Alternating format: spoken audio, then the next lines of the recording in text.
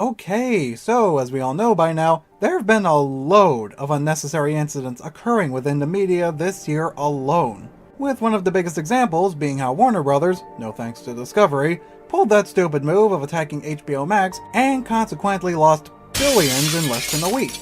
But there's another streaming company that's also been shooting themselves in the foot a lot this year: Netflix. Once a quality site well known for their varieties of shows and movies, whether exclusive or world-renowned favorites, is now seen as a media minefield where anything can be cancelled. And it's all due to the hundreds of layoffs from this year. It's surprising when you think that Netflix was still considered a fan-favorite site not even a year ago. Well, okay, that's not entirely fair to say. They still have a few decent projects that are still being worked on. The Cuphead show's doing pretty well, it seems. And they announced they're gonna have a second season of Squid Game in production, which also sounds promising. But as far as I can tell, those are the only decent features they have going on right now. It just feels like they had noticeably more credibility back as far as late 2021, with one of their most iconic shows released at the time being Arcane. This show falls into that very specific category that if you aren't familiar with the original source, you're gonna start off lost. But this show also started off simple enough to allow newcomers to easily catch on with the atmosphere and story. Specifically, the source for this show happens to be League of Legends, which I practically know nothing about, despite seeing a load of mentions about it in scattered parts of the internet. And despite hearing a few brief details about the game over the years, I never had the interest in checking it out. But that still didn't stop me from checking out Arcane. So I was curious enough to check this show out even before I found out this was based on League of Legends. What really drove me to give the show a chance from the start was after finding out that the theme song was performed by Imagine Dragons, one of my all-time favorite bands. And as always, they did not disappoint. But that's only the beginning of this experience, both in the metaphorical and literal sense at the same time. Along with the theme, the animation gave off an unexpected impression. This is among the most unique styles I've ever seen. It's got a sort of 2D, 3D blend to it, which sure that's been done in the past, but I can't recall the last time I've seen it with this much detail. The choice of shading and color and depth, it really helps everything stand out. I'm legit blown away just by the first minute, and as you may know, that's very hard to do. To put it simply, I've never seen anything quite like this. The story, again, had a fairly simple setup. It starts off with a unit of sympathetic bandits, the kind that you may have seen in other shows and movies. They grew up really poor and or homeless and had to raid homes and avoid authorities to get by. The first episode on its own did a great job of displaying the characters and showing us their struggles. And not only that, there are other elements introduced that help boost the flow for later arcs in the story. One of the biggest examples being crystals that were found by Powder, one of the main characters, although they turned out to be much more important than she or any of the others were expecting, as they were actually a power source far greater than any of them could imagine. They were intended for a demonstration set up by Jace, another character with his own arc later on, as he's got his own goals related to finding magic for the greater good. But without knowing any of this, Powder starts using them for her own use until... well, never mind that for now. I'm starting to get ahead of myself. In summary, these gemstones are one of the biggest elements in the story, as they show to give Powder an advantage, as well as a disadvantage in later incidents. And as a result, Jace goes through his own trouble. That is, until he meets Victor, who becomes his assistant, and they get closer to Jace's rediscovery over time. And how does that turn out? Well, hang tight folks, that's going to be covered throughout Act 2.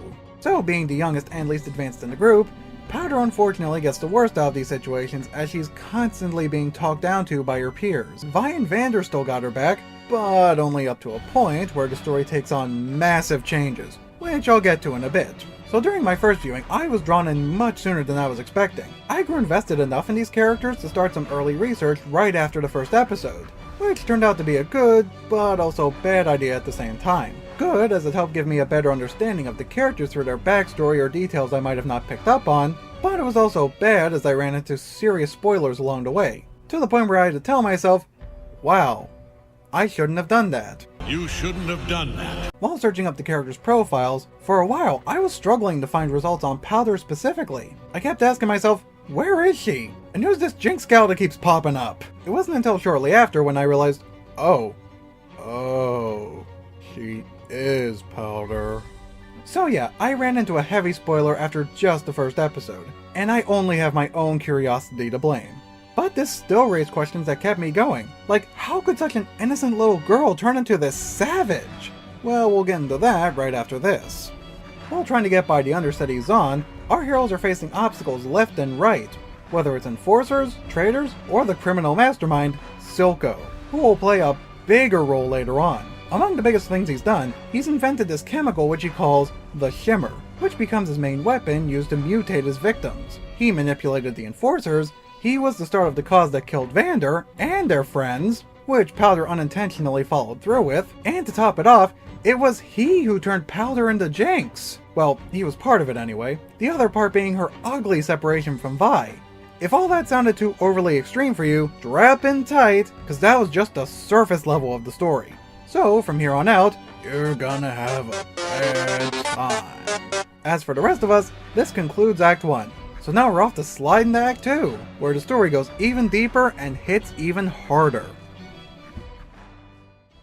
Years have gone by and changes start becoming more noticeable. Without the guidance of Vander or the aid from Claggor or Milo, the sisters are left to fend for themselves, and to extreme measures. Powder, also known as Jinx, is all grown up, and he's been trying to deal with the childhood trauma, which was a majority of what crafted her into the menacing and threatening, but still lovable psycho she is now. The remainder of that was no doubt from having to be around Silco after all these years, but she's still more than willing to follow Silco's orders. Well, most of the time anyway. Other times she'll just go around starting chaos of her own. That's where Caitlyn comes in. Well, no actually, she's been around this whole time, just more in the background trying to give Jace a hand. But now she gets more of a time to shine. Now, as an enforcer herself, she has to bring justice to the town, whether above or below the ground, with her biggest obstacle for the time being Jinx. But Kate can't do this alone, especially after she got away with Jace's newly obtained gemstones. She'll have to resort to some outside help. And who does she go to? None other than Jinx's only sibling, Vi. And they hit it off pretty well together, as both a pair of investigators and as decent friends later on. But we know how the minds of the internet works. At one point these two become one of the most iconic ship of the entire show. You could say that Jinx and Vi make a close second, but considering that could fit into incest territories, would you really want to touch that? I mean, I understand why people like seeing them together. A sisterly bond can be very sweet, but not like that. Actually, as surprising as it sounds, this ship mechanic will kinda play a part later in the show. By technicality at least. But that bridge will be crossed when we get there. Tension runs high when Vi discovers the fate Powder endured. In a fit of rage, Vi's determined more than ever to find her. Even considering how Kate might react when she finds out who they're really looking for. The sisters end up reuniting, but the sweet moments are put on slight hold as they encounter multiple fights afterward. Some between themselves, and some with various enemies. This all leads to what some consider the most iconic scene in the show up to this point, Jinx and her tea party. And man, there's a lot to take in from the scene. I definitely feel the impact it left on the story. Of course, that impact was to be expected, as this helped make up the season finale. All the surviving main characters are together, with everyone bound at the table, everyone who played big roles in the buildup of Jinx, or Powder. With Jinx being the only free one in this scenario, it gives her the chance to call the shots, but instead she leaves the fate of her future on Vi's shoulders. And the way Jinx provides the choice to her feels so poetic. With the chairs away from each other, giving off the metaphor implying they're polar opposites, despite still being inside the same character, and only her sister can decide how this plays out. How she'll end up being for the rest of her life. It's so deep and philosophical. Either that or I'm just thinking too hard about it, I'm not sure. And after all that, this scene led to a cliffhanger that goes hard. Jinx uses what I assume was her final crystal to fire her torpedo, which builds up to... no, I've gone far enough. I don't want to give too many spoilers out. There wasn't a whole lot we could gather from the cliffhanger anyway. I know it's going to lead up to events in the second season. Well, actually I'm guessing there's going to be a season 2, but I also hope they still end up making it. Despite my hesitation toward these kinds of online games and the media that centers around them, I still had a surprisingly good time watching through the show. The animation was both unique and appealing, and the pacing of the episodes was handled fairly well. It felt like there was a good balance between the story arcs, from Jinx trying to overcome her inner demons, to Jace and Victor running through discoveries and bigger conflicts along their journey, to Vi and Caitlyn slowly building up their relationship. We even got to see characters who were assumed to be lost for good, like Echo. Each character got a well-deserved amount of screen time, and I could perfectly understand what these characters were going through, and see why they'd go for the decisions they made along their adventures. That rule especially applies to Jinx. Despite a few remarks I might have made, I legit felt bad seeing everything she's been put through. As Powder, She tried to prove to her sister that she was stronger than she looked, which led to a disastrous outcome, and led to the twisted future she's been living out. I really don't want